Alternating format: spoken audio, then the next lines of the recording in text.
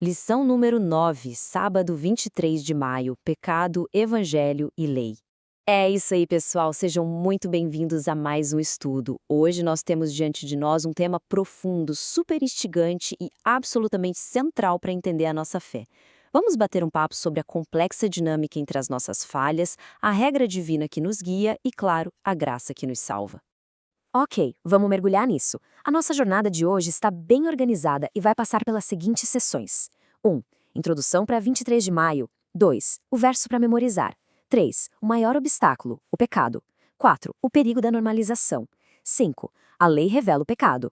E, por fim, a sessão 6. Restauração através do Evangelho. Seção 1. Introdução para 23 de maio, a maior batalha. E olha só, a luta contra o nosso próprio ego e contra o erro é sem dúvida a maior batalha das nossas vidas, e ela traz consequências enormes e eternas. O que é muito interessante de notar nessa ilustração é a metáfora visual. A gente vê essas pesadas tábuas de pedra da lei meio caídas, mostrando bem a nossa incapacidade humana de manter tudo intacto. Mas vindo lá de cima, uma mão coloca ataduras em formato de cruz bem sobre essas tábuas. Isso simboliza de forma brilhante como o evangelho vem para curar o que a gente quebrou. É uma imagem fortíssima da graça encontrando a justiça. Seção 2. O verso para memorizar. Salmo 119, versos 93 e 94. Chegou a hora do nosso verso para memorizar. Lendo exatamente o texto bíblico, encontramos esta declaração linda: Nunca me esquecerei dos teus preceitos, pois é por meio deles que me tens dado vida. Sou teu, salva-me, pois eu busco os teus preceitos. Salmo 119, versos 93 e 94.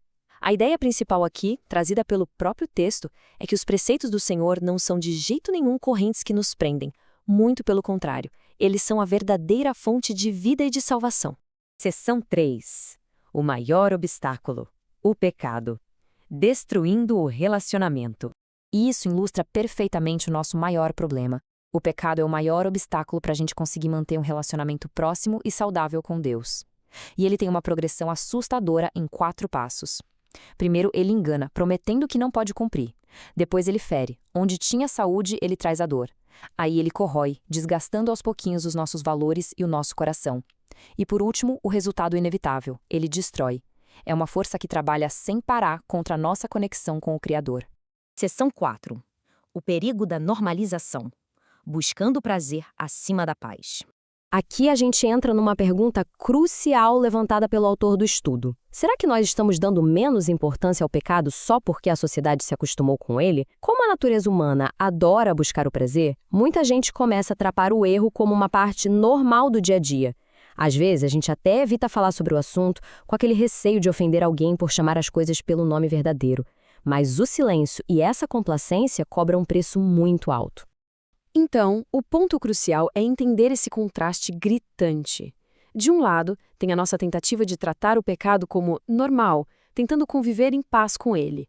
Do outro lado, a dura realidade, afastar-se cada vez mais de um relacionamento saudável com Deus. A conta é simples. Quanto mais a gente escolhe conviver pacificamente com o erro, mais a gente se distancia da nossa fonte de vida. As duas coisas simplesmente não combinam.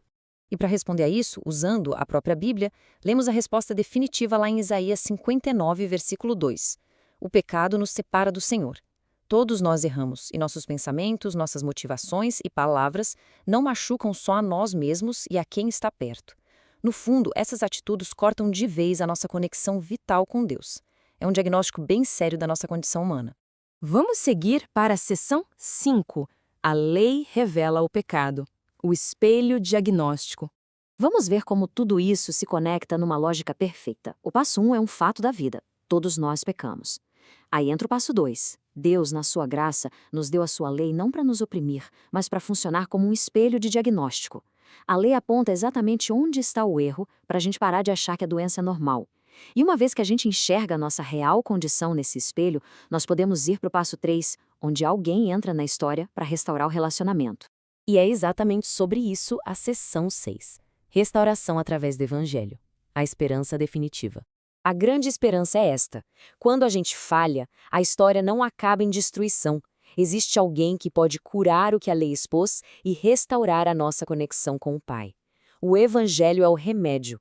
E para a gente continuar estudando isso ao longo dos próximos dias, anotem aí as leituras da semana. Juízes 14, versos 1 a 20, Marcos 9, do 42 ao 48, Romanos 3, versos 20 e 28, Mateus 5, versículos 17 e 18 e, para fechar, Mateus 7, dos versos 24 ao 29. Um roteiro perfeito para a gente mergulhar nos próximos dias. Para fechar o nosso material de hoje, fica aqui uma provocação para todo mundo pensar. Diante do engano do pecado, será que nós vamos permitir hoje que o espelho da lei revele a nossa verdadeira condição? Nós precisamos reconhecer com humildade que precisamos urgente da cura que só o Evangelho oferece. Essa é a decisão que muda tudo.